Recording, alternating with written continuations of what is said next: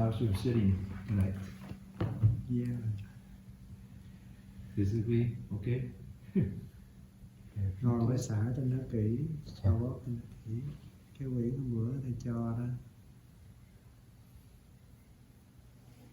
You just have to massage. Say that again, You have to just massage. Right. You get down. Thì hôm nay chúng ta tiếp tục học kinh Pháp Cú 2 câu 42 và 43. Thì 2 câu này nó cũng là nói về tâm, nhưng mình nói về tâm thì nó có thứ nhất là cái tâm hướng về hành vi tà ác thì nó gây cái hại cho mình. Thứ hai là cái tâm hướng về chánh thiện thì nó làm cho chính mình cao thượng. Câu 42 đó là cái hại của kẻ thù gây ra cho kẻ thù hay của quan gia đối với quan gia cũng không bằng cái hại của tâm niệm hướng về hành vi tà ác gây ra cho mình. Câu thứ 43, chẳng phải cha mẹ hay bà con nào khác làm, nhưng chính tâm niệm hướng về hành vi chánh thiện làm cho mình cao thượng hơn.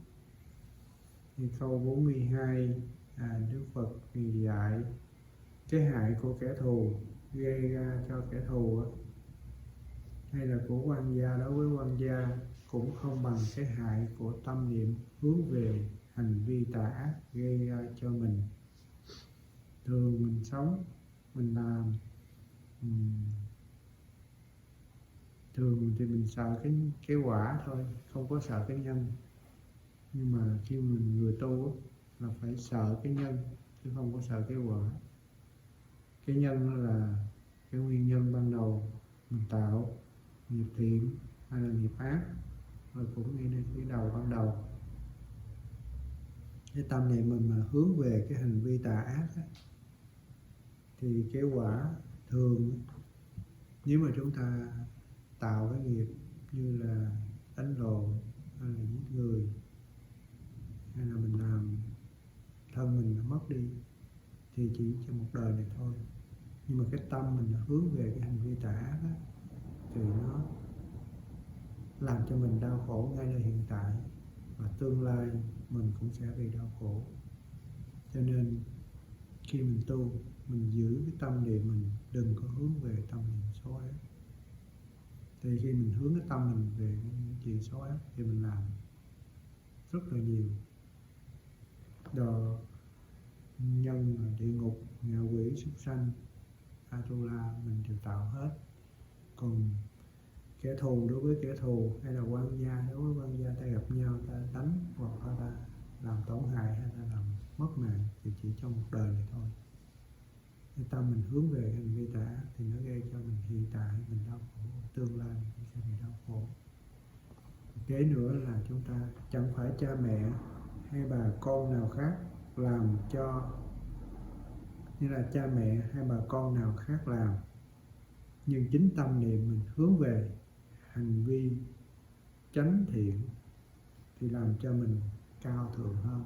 Như là cha mẹ hay là bà con không có làm cho mình cao thượng lên, mà chính cái tâm niệm của mình hướng về những cái hành vi chánh thiện, nghĩa là hành vi thiện, nghĩa là hành vi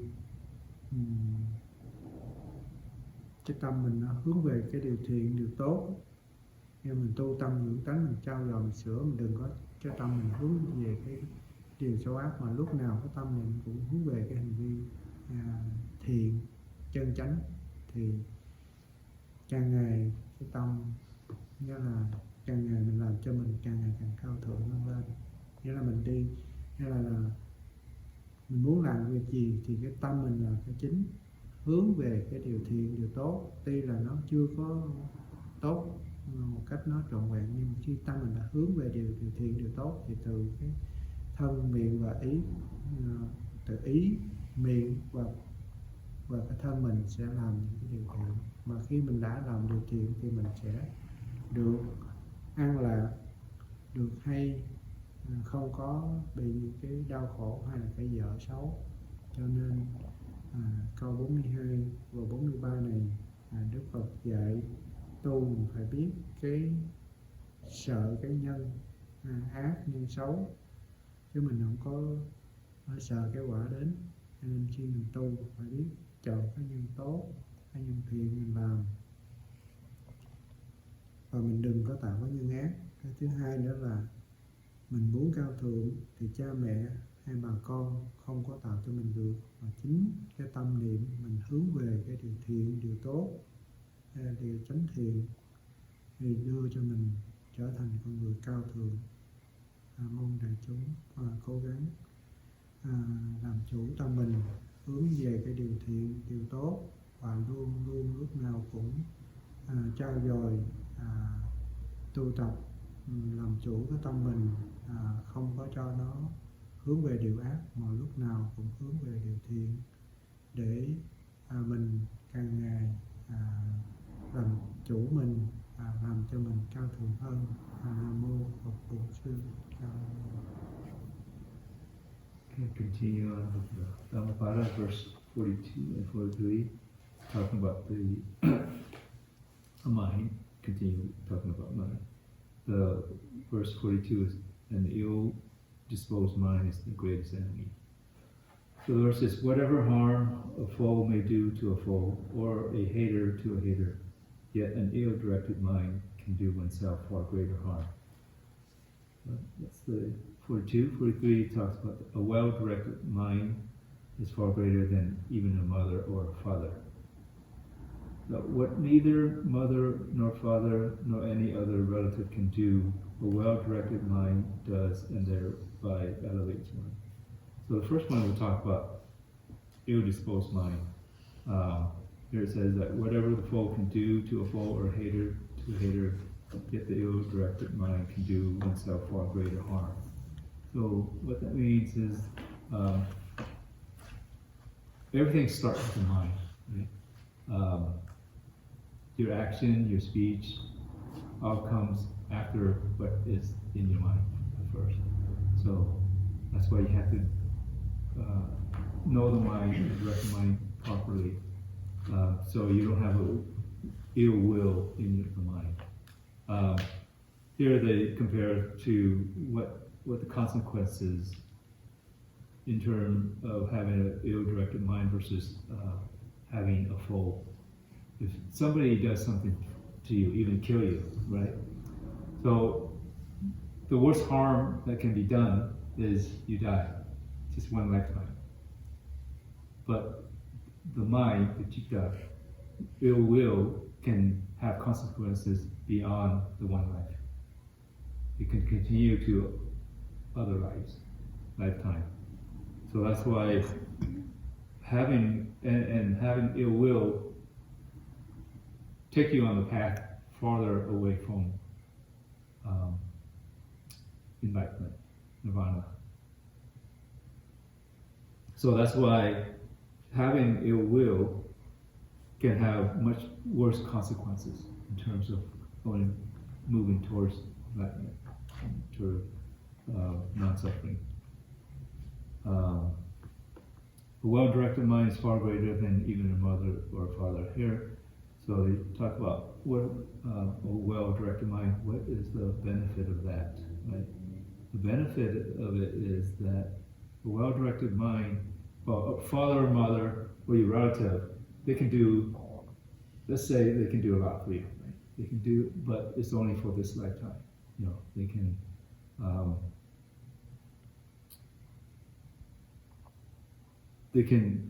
give you, proper living.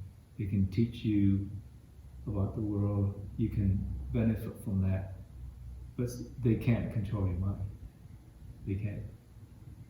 You ultimately have control of your mind. So you can, for everything that they can do, if you have an ill will mind, not a well-directed mind, you can create further detrimental consequences for your life, for this life and the life beyond. So having control of the mind and knowing your mind and have it well directed to do wise action and speech to cultivate your mind to lead you to nirvana or lead you to enlightenment is far greater. The power of that's far greater than what anyone else can do for you. So it's very important that, since everything starts with the mind and ends with the mind, it's much more beneficial for you to have control of your mind. And that means always having awareness what goes in your mind. And that's where the awareness practice, the mindfulness practice is coming into play here. Right? Oftentimes we do a lot of things out of habit that's not wise, right? They have bad consequences. But if you have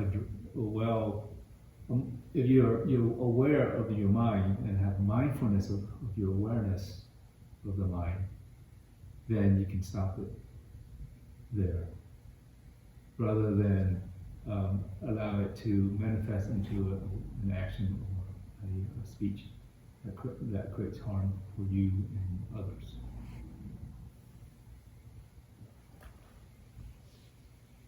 Any questions about these two verses?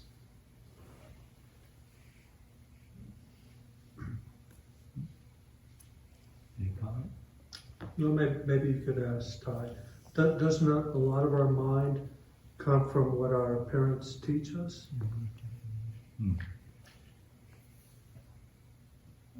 Anh này nói là những cái gì trong đầu óc mình á, mình biết á, không phải là nó là từ cha mẹ dạy cho mình biết. Và vì vậy á, thì là cái lời dạy của cha mẹ mình á, nó sẽ có sự giúp ích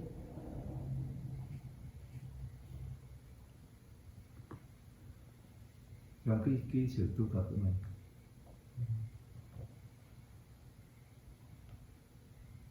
Cha mẹ dạy. Dạ. Cha mẹ dạy. Trong đây thì trong đây cái câu 43 đó này. Dạ. Nói về câu 43 đó. Nghĩa là nói về cha mẹ không có làm cho mình cao thượng, mà chính mình tự mình làm cho mình cao thượng lên bằng cái tâm niệm mình hướng về những cái điều chân chánh, tâm niệm thiện, tâm niệm tốt và chân chánh là thiện. Chứ cha mẹ chỉ dạy cho mình con phải làm cái điều này tốt, cái điều kia là hay, cái điều này là nên làm, cái điều này kia là không nên làm. Cha mẹ chỉ dạy thì thôi, nhưng mà làm hay không phải do chính mình làm mà mình mới được. Thì như vậy Đức Phật này nói cha mẹ hay bà con làm, nghĩa là người ta làm, người ta giúp cho mình cái này cái kia nọ đó, nhưng mà không có bằng lợi ích thiết thực bằng chính cái tâm niệm của mình hướng về điều thiện, điều tốt, nó tự làm cho mình càng ngày càng cao thượng lên. Đó là cái điều chân chính tầm không làm. Cho nên Đức Phật dạy tà lai phiền não chí, chánh lai phiền não trừ, tà chánh câu bất dụng, thanh tịnh tự nhiên. Nên là khi mà cái tâm niệm tà đó, mà nó khởi lên trong tâm mình đó, thì trước sau rồi mình cũng nó cũng hiện ra bên ngoài, cho nên nó phiền não. Khi tâm niệm mình xấu, tâm niệm mình ác mình khởi lên thì tự nhiên cái bao nhiêu phiền não và khó khăn cho nên. Và chánh là phiền não trừ, nghĩa là cái tâm mình chân chánh ngay thẳng, hiền lành, thiện tốt, thì khi mình khởi lên thì tự nhiên ta nhìn ta thấy cảm ơn. Và khi mình làm, mình nói ra là những hành động thiện, tốt, giúp người, giúp vật, giúp những người xung quanh, thì tự nhiên ta cảm thấy những cái phiền não, bao nhiêu những phiền não không đến. Rồi tà chánh câu bất dụng, nghĩa là tâm niệm tà hay tâm niệm chánh là mình không có còn nghĩ tới nó nữa, thì thanh tịnh tự nhiên giống như mình tu, mình đã được đến cái trình độ tà hay là chánh, mình không còn bị dính mắc nó nữa, không có làm thế mình làm chủ được nữa, thì tự nhiên thanh tịnh tự nhiên nào cũng là sống với cái chân tâm tánh của mình. So he says that father can teach you certain things, right? Teach you good or bad, right? But they cannot as well. They may not have the wisdom, and they cannot control your mind. Ultimately, what they tell you, you still have you still make the decision or to listen, or to act upon what the teaching is, right? But ultimately, you have to have control of your mind. It's not like, you're programmed by your father or mother to do all right. We often do, we have good teaching from our father and mother, but that's only, most of that is only for the, in relation to society. But here we're talking about cultivating the mind. Your father and mother can't cultivate your mind. Right? That's the difference. And and the fact that most of us don't have the wisdom to see things correctly, as in the Buddha teaching. Even the Buddha, he himself cannot control your mind. He can only give you the teaching, the proper teaching. Right? Unless your father, even if your father and mother is a Buddhist and knows all the Dharma, they can recite the Dharma, they can, teach you the Dharma, but still ultimately you have to cultivate the mind to see the Dharma, to experience the Dharma itself. And you ultimately through that, you ultimately have, and only you have control of your action and speech comes from that. All right. So, father and mother, they can teach you in terms of what's that word?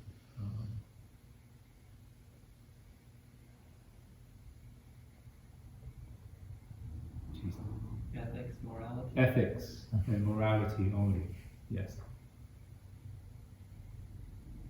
Now, ethics and morality does help you in cultivating. You have good ethics, good morality. It does help you to, quote unquote, cleanse the mind from ill will thoughts.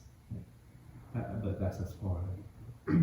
You still need, but you have to have the awareness of what's going on in your mind to cultivate the mind properly.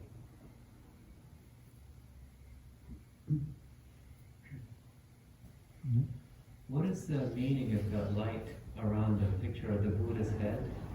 And also, what is the meaning of the statue of the Buddha on the elephant? That was the meaning of that? Yeah, and the light on the Buddha's head in the picture. Dạ, anh hỏi đó, cái ý nghĩa của cái hình đó. Hai hình khác nhau. Hai hình khác nhau thì nói cái ý nghĩa của Hình này là lúc Đức Phật Ngài tu Before you ask him, yeah, just to clarify, it's not the Buddha on the elephant. That's Samantabhadra. Are you talking about that or that? Oh, both of them. What's the meaning of that light around the head in that picture on the wall? Oh, What's picture the on the wall, meaning of okay. the Of which one? This that one or that? being on the elephant? On the elephant? Yeah. Yeah, that's not the Buddha. Oh, okay. What does it mean? Yeah. And a light on the head. Okay. That signifies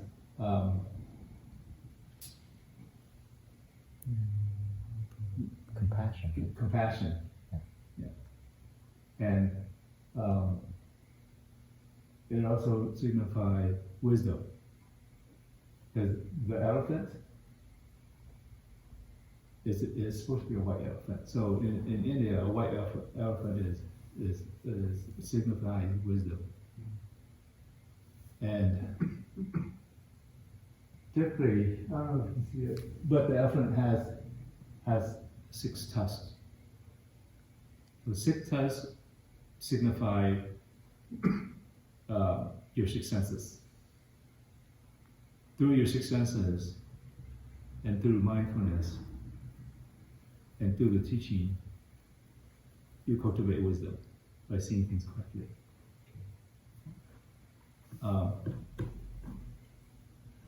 That there with the light, it means typically anybody that is enlightened would have that. It means shining the light of wisdom over darkness or illusion. It's just a I would say symbolism. It's not a literal glow. No, it's not a literal glow. But according to the sutra, the stories in there, they say that people that are enlightened, they have a certain glow to them. Like aura. Like a woman when she's pregnant in the initial stages, the mom would know she's pregnant because she has a glow. I'm not sure about that, but Yeah, yeah. I've heard that kind of glow. Yeah. It's not like It's you're in the dark. yeah, you're it's glowing in the dark. what yeah, no, not glowing in the dark. It's a glow Like of well, for example, when I met the Dalai Lama. Yes. When I met the Dalai Lama, he just has this glow, and his face just has this glow. You just have this sense, this feeling of compassion. It's hard to explain, but that's what that's the closest experience I have. But if you turn the lights up, you wouldn't see any glow. No, you wouldn't see any glow. Okay.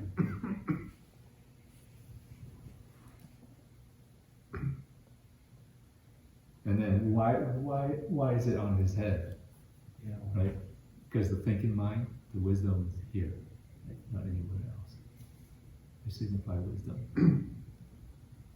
Wisdom meaning what? See through the dark, through delusions. And delusions, ignorance are considered the dark. Wisdom is considered the light.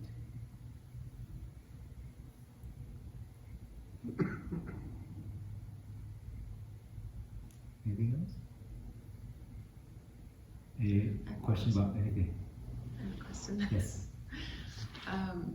So in terms of no self, Mm. who is controlling the mind Who is controlling the mind? if there's no self? When we say no self, it's not like we don't exist, but there's no independent self. Right? Things don't exist independently of everything else. Yeah, Right? because thoughts just happen. Yeah. There's Right. Like when you think, you don't independently just think about something. yeah, it just happens.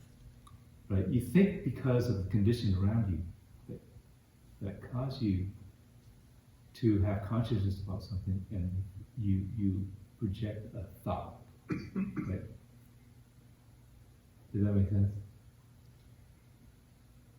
Yeah, I just the controlling the mind part I don't understand. If the thoughts just happen and there's no one there to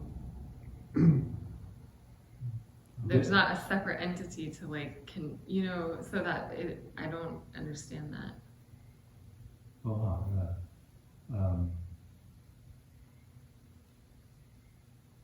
Cái lý vô ngã, nếu mà mình không có cái mình á, thì sao có là sao mình có người suy nghĩ?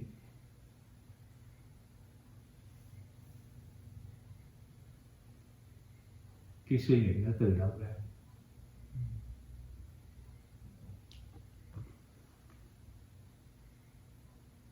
Như là phải có người suy nghĩ, cái tâm suy nghĩ. Cái phẩm tâm này nói cái mọi cái việc làm mình á, do cái tâm mình nó tạo ra, tâm mình nó Không, cô không phải hỏi về hai câu này. Cô nói trong cái lý vô ngã, giống như trong kinh Bát Nhã, là cái gì cũng không. Nếu mà cô nói là nói không á, thì nói nó không, nó cũng không phải là thật không, mà nó do duyên hợp nó giả có, không phải nói là không ngơ. mà do cái tâm mình nó tùy theo cái tâm mình mà nó sanh ra cái tướng, đó là hữu tâm vô tướng. Tướng từ tâm sanh, hữu tướng mà vô tâm thì tướng tù tâm diệt. Nên khi mình cái tâm mình nó không có nói cái thân là vô ngã, nói vô ngã là để chi, để mình bớt cái chấp ngã, để đối trị cái bệnh chấp ngã. Cái thân mình nó do nhiều nhân nhiều duyên nó hợp lại giả có, nên nhiều khi mình cứ chấp mình cho mình là ngã thật, cho nên mình đau khổ. Nhưng mà cũng từ cái tâm mình, tâm thiện hay tâm ác. Ở đây phong tâm là nói về cái tâm ác á, thì nó hại bản thân mình. Mà cái tâm thiện thì nó làm cho cái tâm mình nó cao. So basically, just like our physical body is all based on condition, other condition, right? We talked about that before. It requires air, oxygen, requires tissues, requires all these things that we depend on to have as a body. Same thing with the mind. It's not like we don't exist, but we don't exist independent of everything else. Oftentimes we like this flesh right here. We think that this flesh we have is different from everything else. That we have total control of everything, but we don't. How your cells grow or don't grow or all that, we don't have any control of that. In itself, they are. Each cell in itself is a living being. Really, if you see it that way. Right? It exists. There's conditionality for it to exist. And then part of the conditioning that we exist in this physical form is okay, the cell again. That's one aspect. Different type of cells we have in our body that create or exist. Same thing with a consciousness.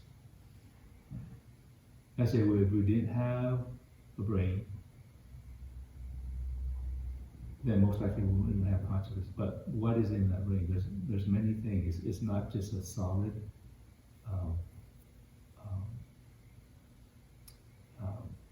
piece of flesh, material.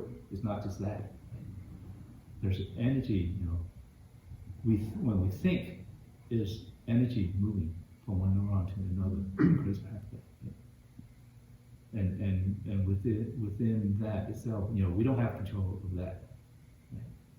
So when we talk about non-self, it's like what we're saying is that we exist based on conditionality. Everything is based on conditionality. So when you think, it's all, your thought itself in itself is also conditionality. Right? Because through our other senses, that's in contact with the object of the senses, that we creates a thought. Let's say, imagine if you were in total darkness. You couldn't see anything, you couldn't hear anything, you couldn't feel anything. And none of your senses have a sense object to be in contact with. Would you have a thought? Yeah. Would you still have a thought? Do you think so? Yeah. No, you wouldn't have a thought. You only have a thought because prior to that, you already have experiences. You've made contact. But let's say if you were born without any senses.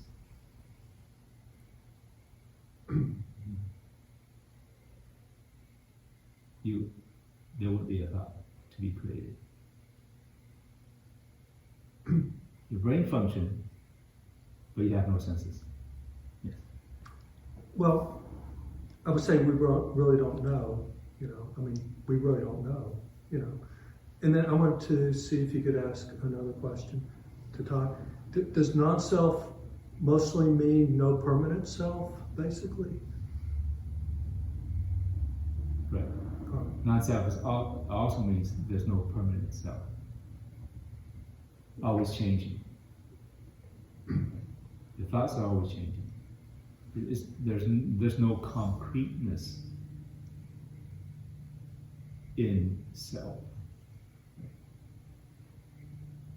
It's always changing, and it changes based on the conditions around you. Let's say if you were in if you live where there is war, for instance, your perception about the world will be different from someone that doesn't live in a war zone. If you were born in a poor family, your condition dictates how you perceive things. You see, so that's where the conditionality is, and the condition, your existence relies on conditions that you have no control, and that makes you, right? So like you think about personality, how personality itself is by nature and by nurture, right? It affects, it guides how you think, how you act. That's what we mean when we. So and it's always changing as well. You change the condition, then you change the mind, you change the person. So it isn't. When we talk about non-self, it isn't that we don't exist at all. But we exist based on the condition around us, based on the condition of now. How we are next hour is going to be completely different from how we are right at this moment. So we're always changing, we're always moving. So there's no distinct self that we can hold on and say, okay, this is me. In the flesh or in the mind or in the feelings. Everything is almost, another way to see it. We exist transiently. Are we moving? Are we changing? Why? Because of impermanent. Everything is impermanent. It changes. The reason it's impermanent, again, goes back to conditionality. The condition changes and you change. Yes? So is a soul a purely Western notion and not Yes. a Eastern notion? No, it's not just a Western notion, it's also an Eastern notion, but it's not a Buddhist notion. Oh. Yeah. That's one of the difference between Buddhism and other religions. It is like other religions think there is a soul. Including some Eastern religions? It includes, Hinduism, certain aspects of Hinduism believe in the soul. When they talk about incarnation or incarnation, past life and moving forward to other life, that's how they look at the existence is a soul. The body may die, but the soul lives on. That's my understanding. Yeah. That's not the Buddhist understanding? No, that's not a Buddhist. Okay, that's where I Philosophy. was stumped. Buddhism means life. So Buddhism is really, if I had to say, how does Buddhism look at what it considers soul that lives on reincarnation? The Buddha doesn't speak to that, really. He speaks to reincarnation of the mind. Because we exist through our mind. The body is the vessel, but we exist through the mind. So reincarnation is reincarnation of the mind. Let's say anger, an ill will thought comes, and then it goes. But if there's a right condition, it'll come back again. It'll reincarnate. So the personality is impermanent. Yes, it's impermanent. It only exists when the right condition is there. So in a future incarnation, me, as I know myself to be, will cease to exist, will not continue. And this personality will not be in a future lifetime. With the right condition, it will manifest. You have a different form. Let's say, even if you believe in this whole reincarnation of the body.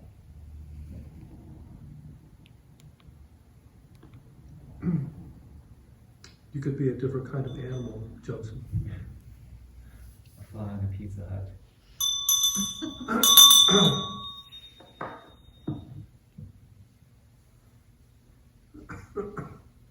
Chúng sanh vô biên thể nguyện độ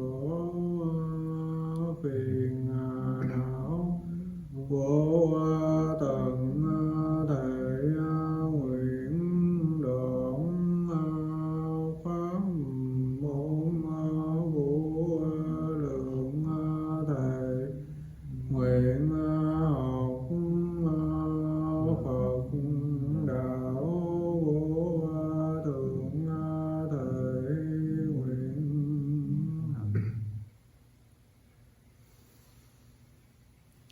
Thank you, everyone. Thank you, Todd. So I would think about, when you think about self and consciousness, I think if you think in relation to suffering, it may make little more sense in terms of, let's say you have a relationship with another person, right? And that person thinks this certain way and acts a certain way, right? But that person only acts a certain way and thinks a certain way only in that moment, right? Let's say somebody did something, did you wrong. 10 years later, you see that person in this permanent, based on action that happened 10 years ago. And that's all you can see, that person. When we see that person in that, we think that person, it's a permanent image of that person, right? But that person may have changed. And we don't allow ourselves to see that when we are attached to that view of permanent.